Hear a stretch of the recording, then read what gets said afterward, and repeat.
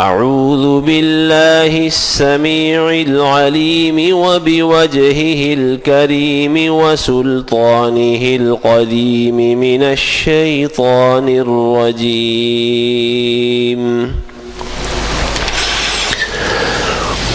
فالذين آمنوا به وعزروه ونصروه واتبعوا النور الذي أنزل معه أولئك هم المفلحون.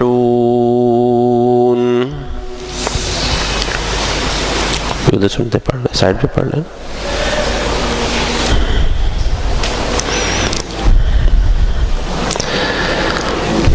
بس جو لوگ اس پیغمبر پر ایمان لائے اور انہوں نے ان کی عزت کی اور ان کی پیروی کی، ان کی مدد کی، اور جو نور ان پر اتارا گیا اس کی پیروی کی، وہی لوگ فلاح پانے والے ہیں. رسول مکرم صلی اللہ علیہ وآلہ وسلم کے ساتھ تعلق کے حوالے سے چوتھے نقطے پر بات ہو رہی تھی کہ جو روشنی، جو نور رسول معظم صلی اللہ علیہ وسلم پر اتارا گیا وحی کی صورت میں، اس کی پیروی کرنی ہے.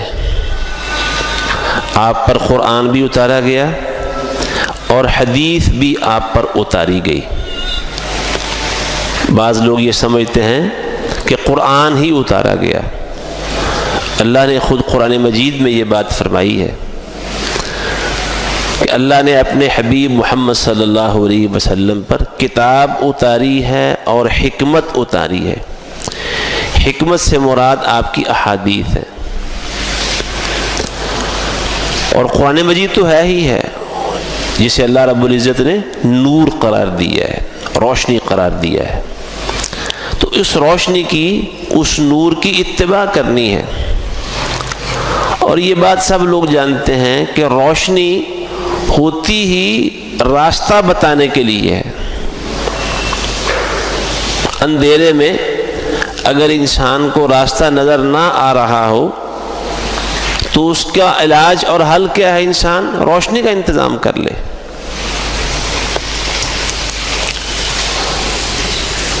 سورج چڑھتا ہے، ہر طرف روشنی اور راستے اور زندگی کی ہر چیز جگمگا اٹھتی ہے، روشن ہو جاتی ہے. اور جب اندھیرا ہوگا تو پھر اس کے علاج کے لیے، مقابلے کے لیے روشنی کا انتظام کیا جاتا ہے. تو روشنی ہے ہی اس لیے کہ اس سے منزل معلوم ہو جائے، راستے کا پتہ چل جائے. تو اس روشنی کی اتباع کرنی ہے. اس روشنی کو اپنا اوڑھنا اور بچھونا بنانا ہے. یہ قرآن مجید اللہ نے بھیجا ہی اس لیے ہے کہ لوگ اسے پڑھیں اور اس کی اتباع کریں. اور ایک بڑی خاص بات، قرآن مجید پڑھنے کے حوالے سے قرآن مجید میں جو الفاظ آئے ہیں ان میں سے ایک اہم ترین لفظ تلاوت ہے. اتل ما اوحی الیک من الکتاب یتلون کتاب اللہ.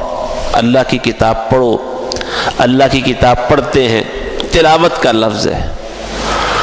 تو تلاوت پڑھنے کے ایک خاص طریقے اور ڈھب کو کہتے ہیں. جس پڑھنے کا مقصد یہ ہو کہ پڑھنے کے نتیجے میں جو سبق، جو فہم اور بصیرت مجھے حاصل ہوگی میں نے اس کی اتباع کرنی ہے. صرف ایسا پڑھنا کہ جس سے اس کا مطلب نہ سمجھ میں آ رہا ہو، ایسے پڑھنے کو عام طور پر تلاوت نہیں کہا جاتا بلکہ اسے قرات کہا جاتا ہے. تو قرآن مجید کے لیے خاص لفظ جو کثرت سے قرآن مجید میں استعمال ہوا ہے وہ تلاوت کا لفظ ہے. اگرچہ قرات کا لفظ بھی آیا ہے، اقرأ بسم ربک الذی خلق، قرات کا لفظ بھی آیا ہے، لیکن تلاوت کا لفظ زیادہ آیا ہے.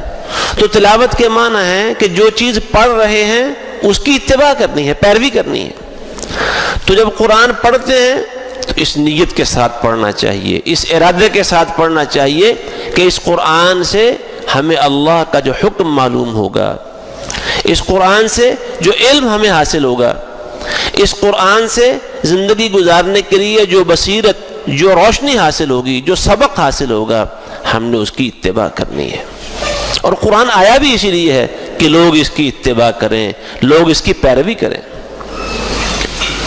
اس قرآن کو اپنی زندگی کا اوڑھنا اور بچھونا بنائیں، اسے دستور العمل بنائیں۔ اللہ نے یہ قرآن ہماری زندگیوں کے لیے دستور بنا کے نازل کیا ہے۔ پہلی امتوں کی بات بھی سن لیں، یہ بات پچھلے خطبے میں تورات کے حوالے سے بھی خاص طور پر کی گئی تھی۔ اللہ رب العزت نے تورات و انجیل دونوں کتابوں کے حوالے سے سورہ مائدہ میں یہ بات ارشاد فرمائی ہے، یعنی اللہ نے جو کتاب بھی اتاری وہ محض پڑھنے کے لیے کہ لوگ پڑھتے رہیں، اس سے پڑھنے کی برکت حاصل کرتے رہیں، اور لوگ اسے دو دو کے پیتے پلاتے رہیں، لوگ اسے اپنے مردے بخشوانے کے لیے پڑھتے پڑھاتے رہیں، اور زندگی میں شاید اس مردے نے کبھی اس کتاب کو ہاتھ لگا کے بھی نہ دیکھا ہو۔ نہیں، کوئی ایک کتاب بھی اللہ نے اس مقصد کے لیے نہیں اتاری۔ تو اللہ نے فرمایا وَلَوْ أَنَّهُمْ أَقَامُوا التَّوْرَاةَ وَالْإِنْجِيلَ، اگر یہ اہل کتاب تورات و انجیل دونوں کو قائم کرتے، نافذ کرتے۔ قائم کرنے اور نافذ کرنے کے معنی کیا ہیں؟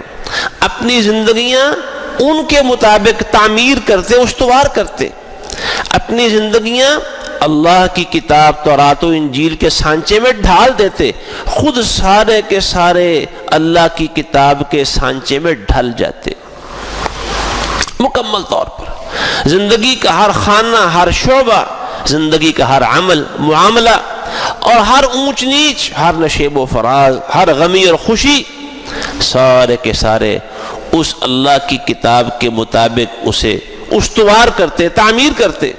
یہ ہے قیام، اللہ کی کتاب کو قائم کرنا ہے، نافذ کرنا ہے، رائج کرنا ہے، اپنی زندگی اس کے سانچے میں ڈالنی ہے۔ اگر یہ ایسا کرتے، وَمَا أُنزِلَ إِلَيْهِم مِّن رَّبِّهِمْ، اور تورات و انجیل کے سوا اور جو کچھ بھی اللہ نے اتارا وہ بھی، تورات و انجیل کے علاوہ بھی صحیفے وغیرہ بھی آئے، انبیاء کرام پر وحی آتی رہی، اللہ کی طرف سے جو کچھ اتارا گیا تورات و انجیل کی شکل میں یا کسی اور کتاب کی شکل میں، اگر وہ اسے قائم کرتے، نافذ کرتے، نتیجہ کیا نکلتا؟ لَأَكَلُوا مِن فَوْقِهِمْ وَمِن تَحْتِ أَرْجُلِهِمْ، اللہ کا رزق اپنے اوپر سے بھی کھاتے، اپنے قدموں کے نیچے سے بھی کھاتے۔ آسمان سے اللہ اپنی رحمت کی بارشیں برساتا، اور زمین اس بارش کو قبول کر کے ان کے لیے پھلوں کا، غلے اور اناج کا، سبزیوں کا رزق اگاتی، تو ہر طرف سے ان کے لیے بہاریں ہی بہاریں ہوتی، اللہ کی نعمتوں اور اللہ کے رزق کے انبار لگ جاتے۔ تو یہاں سے بھی اللہ نے اہل کتاب کے تذکرے سے ہمیں یہ سبق سکھایا ہے، یہ کتاب اب جو تمہارے لیے اتاری گئی ہے اسے تم نے قائم کرنا ہے، اسے نافذ کرنا ہے، اسے اپنا امام و مقتدا بنانا ہے، ہادی، رہبر، رہنما بنانا ہے، اسی کے پیچھے چلنا ہے۔ اور آج دیکھیں ہماری اس امت کی اکثریت اپنی زندگی کو خوشیوں سے بھرنے کے لیے، کامیابیاں حاصل کرنے کے لیے ہر تجربہ کر رہی ہے، ہر کام کر رہے ہیں، ہر سودا آزما رہے ہیں۔ اگر نہیں تجربہ کر رہے، اگر کچھ نہیں آزما رہے تو کتاب اللہ نہیں آزما رہے۔ کہیں خاندان ہیں، ذاتیں اور برادریاں ہیں، کہیں نفس کی خواہشات ہیں، کہیں اپنے مکتب فکر کے فتاوی جات ہیں، کہیں کچھ اور کہیں کچھ ہے۔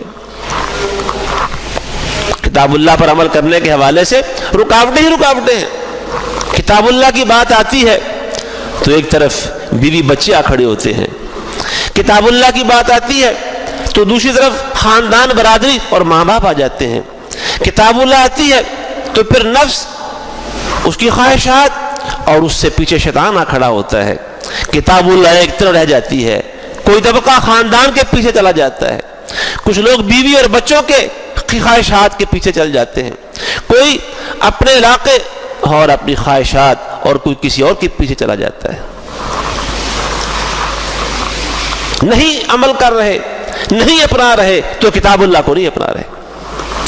اور ایسا بھی ہے یہاں دینی حوالے سے بعض لوگوں کو ان کے گرد خود ساختہ انسانوں کے بنائے ہوئے دین کی زنجیریں اتنی شدت کے ساتھ، اتنی مضبوطی کے ساتھ کسی گئی ہیں، اور انسانوں کے گرد ایک قسم کا توق ان کے گلے میں ایسا شدید قسم کا ڈالا گیا ہے کہ کتاب اللہ کی کھلی آیتیں سادہ ترجمے کے ساتھ تشریحات اور تفسیریں چھوڑ دیں کہ جی یہ وہابیوں کی تفسیریں ہیں، یہ بریلویوں کی تفسیریں ہیں، یہ دیوبندیوں کی ہیں، یہ فقہ جعفری کی تفسیر ہے، یہ فلاں اور فلاں کی ساری تفسیریں چھوڑ کے کتاب اللہ کا متن، عربی الفاظ اور اس کا سادہ ترجمہ سامنے رکھ کے بتایا جائے، دیکھو بھائی آپ جو کہہ رہے ہیں، آپ جو کر رہے ہیں، کتاب اللہ اس کی صاف نفی کر رہی ہے۔ لوگ کتاب اللہ کو ایک سائڈ پہ کر دیتے ہیں، ایک طرف رکھ دیتے ہیں، اپنا قول، اپنا عقیدہ، اپنا نقطہ نظر، اپنا خاندان، اپنا مکتب فکر، اپنا مفتی، اسے فالو کرتے ہیں اور اسی پر عمل کرتے ہیں۔ میں عرض یہ کر رہا تھا کہ خوش رہنے کے لیے، کامیاب ہونے کے لیے، زندگی کی راحتیں اور سکون حاصل کرنے کے لیے ہر تجربہ ہو رہا ہے، ہر کام ہو رہا ہے، نہیں ہو رہا تو کتاب اللہ کی اتباع والا کام نہیں ہو رہا۔ حالانکہ رسول اللہ صلی اللہ علیہ وآلہ وسلم جن کے ہم امتی ہیں، اس دنیا میں اس امت کی پہچان امت محمد کے طور پر ہے صلی اللہ علیہ وآلہ وسلم۔ یہ مسلمان کون ہیں؟ کس کے پیروکار ہیں؟ محمد صلی اللہ علیہ وسلم کے پیروکار ہیں۔ ان کی شناخت، ان کی پہچان، کوئی جو مرضی ہے، خاندان، ذات، برادری، کچھ بھی ہے، رنگ کوئی بھی ہے، علاقہ اور ملک کوئی بھی ہے، زبان کوئی بھی بولتے ہیں، جس نے لا الہ الا اللہ محمد رسول اللہ پڑھا ہے وہ دنیا میں امت محمد کے طور پر جانا اور پہچانا جاتا ہے۔ یہ امت محمد ہر تجربہ کر رہی ہے سوائے قرآن مجید کی اتباع کے اور قرآن مجید پر عمل کرنے کے۔ حالانکہ یہ رسول اللہ صلی اللہ علیہ وسلم سے تعلق قائم ہونے، قائم رکھنے اور اسے مضبوط رکھنے کے لیے چار باتوں میں سے چوتھی اور آخری بات یہ ہے کہ جو روشنی اس پیغمبر پر اتاری گئی اللہ کی طرف سے اس کی اتباع کرنی ہے، اسے اپنا اوڑھ اور بچھونا بنانا ہے۔ اور اتباع کے معنی بتائے گئے تھے کہ وہ آگے ہو، ہم اس کے پیچھے ہوں، اس کے برابر بھی نہیں ہونا، اس سے آگے بھی نہیں گزرنا اور پیچھے بھی نہیں رہنا، پیچھے پیچھے چلتے چلے جانا ہے، چلتے چلے جانا ہے۔ تو اہل کتاب سے بھی یہی مطالبہ ہو رہا ہے، ان کے بیان اور تذکرے سے اللہ کا مقصد بھی ہے اس امت کو بتایا جائے کہ اللہ کی کتابیں کیوں اتاری گئی، تورات کیوں اتاری گئی، انجیل کیوں اتاری گئی، تاکہ لوگ اسے اپنا اون اور بچھونا بنائیں، اس پر عمل کریں، اپنی زندگی کے سارے معاملے اور فیصلے اس کے مطابق کریں۔ اور یہ بات بھی واضح ہے کہ ان امتوں نے صرف یہی نہیں کیا کہ کتاب اللہ کو اپنا اوڑھنا بچھونا بنانا، اپنی زندگی کا دستور العمل بنانا چھوڑ دیا کہ کتاب اللہ بند کر کے اتنا رکھی، اتنا ہی نہیں کیا، بلکہ وہ اللہ کی کتاب میں تبدیلیاں بھی کرتے رہے، تعریف کرتے رہے۔ یحرفون الکلم عن مواضعہ، یحرفون الکلم من بعد مواضعہ، اللہ کی آیات میں تحریفیں کرتے رہے، الفاظ بگاڑتے رہے، معنی اور مفہوم بگاڑتے رہے۔ تو پھر اللہ رب العزت نے کیا فرمایا ان کے بارے میں؟ سورہ جمعہ پڑھیے، آج جمعہ کا دن ہے، سورہ جمعہ کا مطالعہ کریں۔ مثل الذین حملوا التوراۃ ثم لم يحملوها، جن لوگوں پر تورات کی ذمہ داری ڈالی گئی، ذمہ داری جب سیدنا موسیٰ علیہ السلام پر تورات اتاری گئی تھی اور اللہ کی طرف سے وہ تورات لے کے اپنی قوم کے پاس آئے تھے، اسی وقت یہ ذمہ داری ڈال دی گئی تھی، اے موسیٰ جو بات ہم نے آپ کو دی ہے اس کتاب کی صورت میں، اسے قوت سے پکڑ لیں، خُذْهَا بِقُوَّةٍ، مضبوطی سے پکڑنا ہے، تھامنا ہے، اس پر عمل کرنا ہے۔ وَأْمُرْ قَوْمَكَ يَأْخُذُوا بِأَحْسَنِهَا، اور اپنی قوم کو اس بات کا حکم دینا ہے وہ اس احسن چیز کو جو اللہ نے اتاری ہے وہ اس کتاب کو مضبوطی سے پکڑ کے رکھیں۔ اس کے بعد یحییٰ علیہ السلام بھی جب بنی اسرائیل میں اللہ کے نبی بن کر آئے، انہیں بھی اللہ نے یہی حکم دیا، یا یحییٰ خذ الکتاب بقوہ، اے یحییٰ اس کتاب کو مضبوطی سے تھام لو۔ مضبوطی سے تھامنے کے معنی کیا ہے؟ اس پر عمل کرنا ہے، اپنی زندگی اسی کے ساتھ گزارنی ہے، اسے اپنا اوڑھنا اور بچھونا، اپنا ساتھی اور رفیق بنا کے رہنا ہے۔ اس کتاب سے اپنی نظریں پھیرنی نہیں ہیں، اس کتاب کو اپنے آپ سے اور خود اس کتاب سے دور نہیں ہونا۔ ہر قول، ہر عمل، ہر فیصلہ، ہر غمی اور ہر خوشی اسی کے مطابق ہونی چاہیے۔ تو ڈالی کی ذمہ داری تورات کی، ثم لم يحملوها، انہوں نے ذمہ داری اپنے کندھوں سے اتار پھینکی، ذمہ داری اتار دی۔ سورہ بقرہ میں جیسے اللہ نے فرمایا، نبذ فریق من الذین اوتوا الکتاب کتاب اللہ وراء ظہورہم کأنہم لا یعلمون، اہل کتاب کے ایک فریق نے اللہ کی کتاب پشتوں کے پیچھے کر دی، پھینک دی، اور اس سے یوں لاپرواہ ہو گئے جیسے اسے جانتے ہی نہیں ہیں۔ آج ہماری اکثریت کا یہ حال ہے کہ نہیں ہے؟ کتاب اللہ کو ایک طرف پھینکا ہوا کہ نہیں پھینکا ہوا؟ میں فرد کی، کسی ایک طبقے کی بات نہیں کر رہا، میری بات سے کسی دل میں کوئی غلط فہمی نہ پیدا ہو، ساری امت کی بات کر رہا ہوں، میں اپنی بات کر رہا ہوں، آپ کی بات کر رہا ہوں۔ کتاب اللہ کو ایک طرف پھینکا ہوا کہ نہیں پھینکا ہوا؟ ہم نے اپنے کاموں میں اسے اپنا پیشوا بناتے ہیں کہ بس پڑھا، صبح کے ٹائم پر برکت حاصل کر لی، دکان پہ تلاوت سورہ یاسین، سورہ رحمان کی لگا لی، کام ٹھنڈا مٹھا ہو گیا، شام کو سورہ واقعہ پڑھنے لگ گئے، صبح فلاں کر لیا، لیکن اپنی زندگی کے معاملات، اپنے کاروبار، اپنا لین دین، اپنی غمیاں، اپنی خوشیاں، اپنا ظاہر، اپنا باطن، یہ کس کے مطابق ہے؟ پڑھ کے غلاف میں لپیٹ کے اونچی رکھ دی، بس اس کے بعد سارے معاملات اپنی خواہش سے، اپنی مرضی سے، یہ آج کر رہے ہیں۔ کتاب اللہ کو پشتوں کے پیچھے پھینکا ہوا ہے، کتاب اللہ کو اپنے آگے نہیں رکھتے۔ حالانکہ قرآن ایسی کتاب ہے، انسان کو، ہمیں، مجھے اور آپ کو، کسی شخص کو کسی لمحے بھی تنہا نہیں چھوڑتی۔ لقد انزلنا الیکم کتابا فیہ ذکرکم، اے لوگو ہم نے تمہاری طرف وہ کتاب اتاری ہے جس میں تمہاری باتیں ہیں، تمہارا ذکر ہے۔ ہر وہ شخص جو مسلمان کہلاتا ہے، جو اللہ کا کلمہ پڑھتا ہے، محمد صلی اللہ علیہ وسلم کا امتی کہلاتا ہے، اس کا تذکرہ، اس کا ذکر اس کتاب میں موجود ہے۔ وہ اپنی ضروریات، اپنے معاملات جو اسے درپیش ہے زندگی میں، وہ کتاب اللہ کو کھولے، کتاب اللہ اس کی رہنمائی کرے گی، اور اسے محسوس ہوگا کہ یہ کتاب تو میری بات کر رہی ہے۔ جب غور سے پڑھیں گے تو یہ محسوس ہوگا کہ قرآن تو مجھ سے باتیں کر رہا ہے، قرآن تو مجھے ہدایت دے رہا ہے، لیکن پڑھے تو، غور کرے تو پھر محسوس ہوگا، ورنہ نہیں ہوگا۔ تورات کی ذمہ داری ڈالی گئی، اتار پھینکی، فرمایا ان کا انجام کیا ہے، ان کی حالت کیا ہے؟ کمثل الحمار، گدھے کی طرح ہیں یہ لوگ، ان کی مثال گدھے کی برابر کی مانند ہے۔ یحمل اسفارا، جس نے کتابوں کو بوجھ لادا ہوا ہو، کتابوں کا بوجھ لادا ہوا ہے، لیکن کتابوں کا بوجھ لادنے اور کتابیں اٹھا کے لانے لے جانے سے گدھا مفتی تو نہیں بن جائے گا، وہ علامہ تو نہیں ہوگا، فرمایا گدھے کی طرح ہے۔ حالانکہ گدھا بھی اللہ کی مخلوق ہے، انسان بھی اللہ کی مخلوق ہے، گدھا بھی اللہ کی مخلوق۔ انسان کی عظمت کے کیا کہنے، اللہ نے انسان کو کتنا شرف بخشا ہے۔ انسان کو اللہ نے اپنے ہاتھ سے پیدا کیا ہے، انسان کو اللہ نے عمدہ ترین رزق عطا فرمایا ہے۔ وَلَقَدْ كَرَّمْنَا بَنِي آدَمَ وَحَمَلْنَاهُمْ فِي الْبَرِّ وَالْبَحْرِ وَرَزَقْنَاهُمْ مِنَ الطَّيِّبَاتِ وَفَضَّلْنَاهُمْ عَلَى كَثِيرٍ مِّمَّنْ خَلَقْنَا تَفْضِيلًا۔ اللہ نے اپنی اکثر مخلوقات پر انسان کو فوقیت بخشی ہے، اسے افضل بنایا ہے، اشرف بنایا ہے، اسے عمدہ رزق دیا ہے۔ یہ پھل سبزیاں دیکھیں جو ان کا جوہر اور اصل چیز ہے وہ انسان کھاتے ہیں، اور ان کے چھلکے، بھوسا اور اس کی ردی چیزیں جانور، حیوانات کھاتے ہیں۔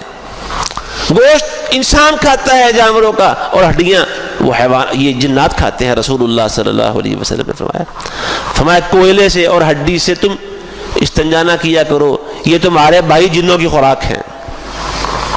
ہڈی جنوں کی خوراک ہے، گوشت انسانوں کی خوراک ہے، انسان کو افضل اللہ رزق ملا ہے۔ اور انسان کی عظمت کے کیا کہنے ہیں، اللہ نے یہ انسان ہی بنایا تھا تو فرشتوں سے کہا تھا انسان کو سجدہ کرو۔ انسان کی عظمت کے کیا کہنے، اللہ قسم اٹھا کے یہ بات فرماتا ہے والتین والزیتون وطور سینین وہذا البلد الامین، 4 قسمیں اٹھا کے فرمایا لقد خلقنا الانسان فی احسن تقویم، انسان کو ہم نے سب سے بہترین شکل و صورت میں اور سب سے بہترین فطرت میں پیدا کیا ہے۔ یہ انسان، کتاب یہ اس کی عظمت تھی، علم اس کی عظمت اور فضیلت تھی، لیکن اس نے کتاب کو پیچھے پھینکا۔ اب اس کی مثال کس کے ساتھ دی جا رہی ہے؟ گدھے کے ساتھ، جس کی یہ شان، یہ فوقیت، یہ مرتبہ اور مقام ہے، اس کی مثال کس کے ساتھ؟ گدھے کے ساتھ دی جا رہی۔ لیکن کون سے لوگ، سارے نہیں، جو کتاب اللہ کو پشتوں کے پیچھے پھینک دیتے ہیں، جو کتاب اللہ کو نظر انداز کر دیتے ہیں۔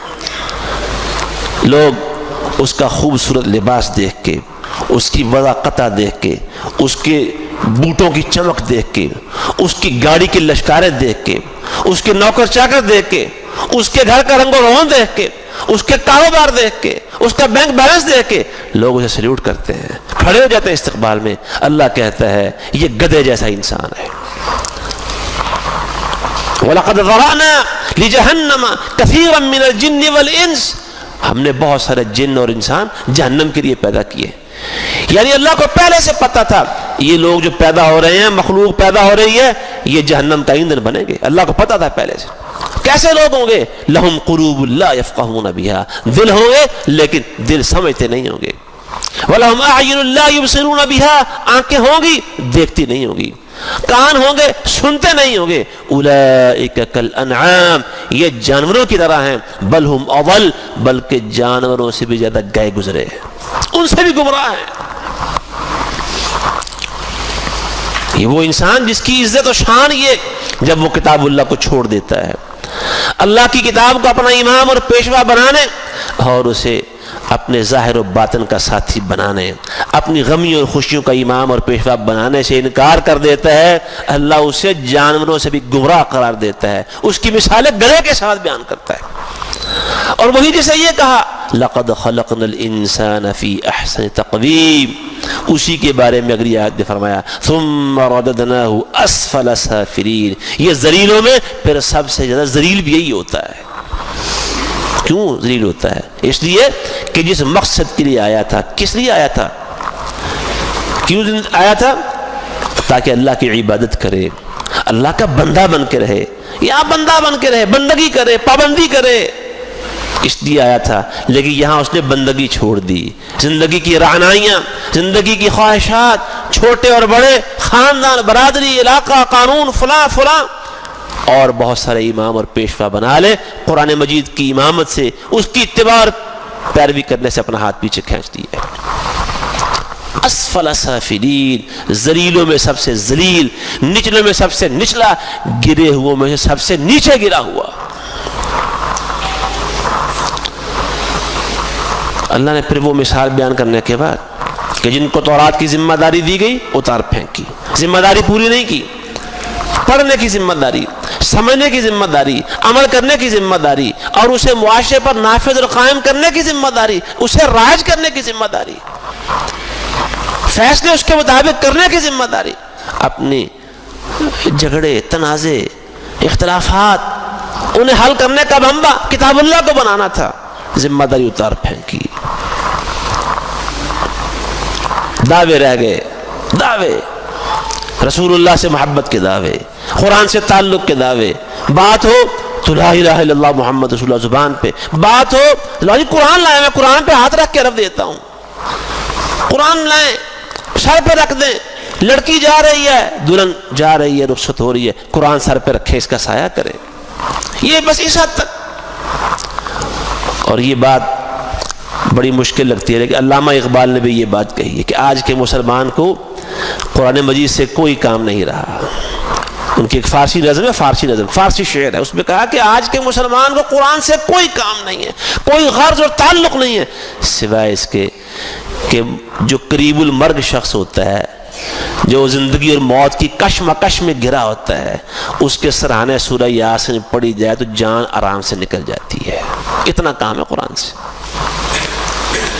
کہ جان آرام سے نکل جائے، موت آسانی سے آ جاتی ہے. یہ کام رہ گیا ہے. علامہ اقبال کتنی پرانی بات ہے، اس وقت سے یہ بات کہہ رہے ہیں، آج بھی صورتحال یہ ہے. کوئی تعلق نہیں قرآن کا.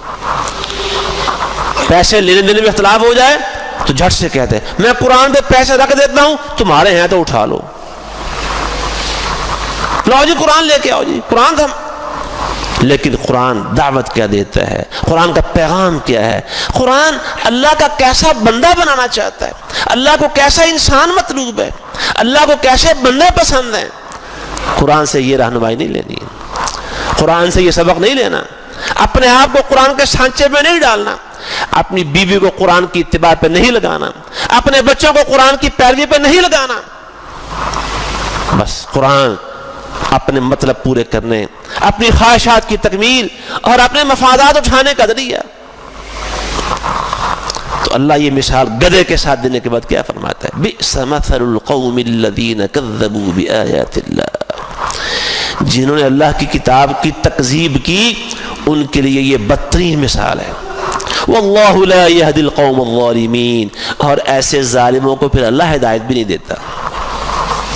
ویسے قرآن ہدایت دینے والی کتاب ہے. اللہ نے فرمایا ہے قد جاءکم من اللہ نور وکتاب مبین. یہ تمہارے پاس نور آ گیا ہے، کتاب مبین آئی ہے. یہدی بہ اللہ. اللہ اس کے ذریعے ہدایت دیتا ہے، راستہ بتاتا ہے. لیکن بتاتا کسے ہے؟ کسے رہنمائی ملتی ہے قرآن سے؟ آنکھیں بند کر لینے والے کو، منہ دوسری طرف کر دینے والے کو. قرآن مجید جو پشتوں کے پیچھے پھینک دے ان کو دیتا ہے؟ نہیں نہیں نہیں، اسے نہیں. من اتبع رضوانہ، جو اللہ کی رضامندی کا پیروکار ہو، جس کا مقصد یہ ہو کہ میں نے اپنے رب کو راضی کرنا ہے. رب نے اپنی رضا کے راستے طریقے سارے قرآن میں بتائے ہیں، ہر معاملہ بتا دیے. کس کس معاملے میں رب کس طرح راضی ہوتا ہے، اسے اپنے بندوں سے کیا کیا مطالبے اور تقاضے، سارے اللہ نے واضح کر دیے. نکاح و طلاق کے معاملات ہیں، لین دین کے معاملات ہیں، تجارت ہے، رشتہ ہے، نکاح ہے، دیگر معاملات ہیں، برادری ہے، خاندان ہے، آقا ہے، غلام ہے، حاکم ہے، رعایا ہے، جتنے معاملات. اللہ حاکم سے کیسے راضی ہوگا، اللہ رعایا سے کیسے راضی ہوگا، اللہ خامد سے کیسے راضی ہوگا، اللہ بیوی سے کیسے راضی ہوگا، اللہ ماں باپ سے کیسے راضی ہوگا، اور اولاد سے کیسے راضی ہوگا، اللہ نے بتایا ہے. جو اللہ کی رضا چاہتا ہے کہ مجھ سے میرا رب راضی ہو جائے، جب وہ قرآن کی طرف آئے گا، قرآن اس کو راستہ بتاتا جائے گا، منزل کی نشاندہی کرتا جائے گا. چلتے چلتے اس کی ایک دن اس کے رب سے ملاقات ہوگی اور اسے پیغام مل رہا ہوگا ارجعی الی ربک راضیۃ مرضیہ. جاؤ اپنے رب کے پاس، رب تجھ سے راضی اور تو رب سے مل کے راضی. قرآن ہدایت دیتا ہے، رہنمائی، راستہ بتاتا ہے، لیکن منہ موڑنے سے نہیں، آنکھیں بند کرنے سے نہیں. قرآن کی بات آئے تو تکبر کرنے سے نہیں. قرآن کی بات آنے پر تکبر کیا ہے؟ قرآن کی بات نہ ماننا ہی تکبر ہے. یہ قرآن کس کی بات ہے؟ اللہ کی بات. اللہ اکبر جو سب سے بڑا ہے. وَلَهُ الْكِبْرِيَاءُ فِي السَّمَاوَاتِ وَالْأَرْضِ. آسمان و زمین میں بڑائی اسی کی ہے، اس کے سوا کسی کی بڑائی نہیں ہے. جب وہ بڑا ہے اس کی بات مانیں گے تو اس میں عاجزی ہے، بندگی ہے. اس کی بات نہیں مانیں گے تو تکبر ہے. بڑائی ہے کہ میں بڑا ہوں، قرآن کی بات بڑی نہیں ہے. اللہ ایسے ظالموں پر پھر کامیابی کے راستے نہیں کھولتا. کامیابی کے راستے کن پر کھولتا ہے؟ جو اللہ کی رضا کی متلاشی ہوں، جو اللہ کو راضی اور خوش کرنے کا عزم کیے ہوئے ہوں. سبل السلام، اللہ انہیں سلامتی کے راستے بتاتا ہے. وَيُخْرِجُهُم مِّنَ الظُّلُمَاتِ إِلَى النُّورِ. انہیں اندھیروں سے نکال کے روشنی کی طرف لے آتا ہے، کیونکہ روشنی قرآن ہے. اللہ اندھیروں سے بچاتا ہے، کفر کے اندھیرے، شرک کے اندھیرے، نفاق کے اندھیرے، جہالت کے اندھیرے، ضلالت کے اندھیرے، نا امیدی اور مایوسی کے اندھیرے، سارے اندھیروں سے نکال کے اللہ ایمان کی روشنی دیتا ہے. اللہ اسلام کی روشنی عطا فرماتا ہے. اللہ سبحانہ وتعالی اخلاص کی روشنی عطا فرماتا ہے. اللہ اپنے بندے کو روشنی کون سی؟ امید کی روشنی عطا فرماتا ہے. مایوسی سے نکال کے اسے امیدیں عطا کرتا ہے. وہ ہر وقت پر امید رہتا ہے، کبھی مایوس نہیں ہوتا، کبھی ہمت نہیں ہارتا. وہ کون؟ جو قرآن سے تعلق جوڑے ہوئے. آج بھی دیکھیں بہت سارے لوگ اللہ کے فضل و کرم سے ہمارے پاس قرآن پڑھنے کے لیے آتے ہیں. کہتے ہیں جی ظاہری حالات اگر دنیا کے دیکھیں، اخبارات پڑھیں، ریڈیو ٹی وی دیکھیں، خبر نامے سنیں اور دیکھیں، اور جو کچھ دنیا میں ہو رہا ہے وہ نظر میں آتا ہے تو ہمت جواب دینے لگ جاتی ہیں. بلڈ پریشر کبھی تو لو ہونا شروع ہو جاتا ہے اور کبھی ہائی ہونا شروع ہو جاتا ہے. لیکن جب قرآن پڑھتے ہیں، قرآن کی تلاوت کرتے ہیں، یہ قرآن بندے کو کھڑا کر دیتا ہے، مضبوط کر دیتا ہے. اور ہاں بالکل صحیح بات، قرآن کھڑا کرنے والی کتاب ہے. اللہ نے دوسری وحی میں اپنے پیغمبر صلی اللہ علیہ وآلہ وسلم کو کہہ دیا تھا، پیغمبر یا ایھا المدثر قم فانذر، اے میرے پیغمبر آپ کھڑے ہو جاؤ، بیٹھنے کا، لیٹنے کا، سوئے رہنے کا ٹائم ختم ہو چکا ہے، کھڑے ہو جاؤ. قرآن کھڑا کرتا ہے انسان کو، قیام کرواتا ہے انسان سے. اور پھر انسان جب کھڑا ہوتا ہے پھر بیٹھتا نہیں ہے، پھر دوسروں کو بھی کھڑا کرتا ہے، بیدار کرتا ہے، زندہ کر دیتا ہے. تو قرآن انسان کو کھڑا کرنے والی کتاب ہے، یہ انسان کو بیدار رکھنے والی کتاب ہے. کھڑے ہو جاؤ. تو قیام کرنا ہے قرآن کے ساتھ، قیام، کھڑے رہنا ہے. اللہ سبحانہ و تعالی نے یہی بات فرمائی ہے، وَاتَّبَعُ النُّورَ الَّذِي أُنزِلَ مَعَهُ، جو نور، جو روشنی محمد الرسول اللہ صلی اللہ علیہ وسلم پر اتاری گئی اس کی اتباع کرنی ہے.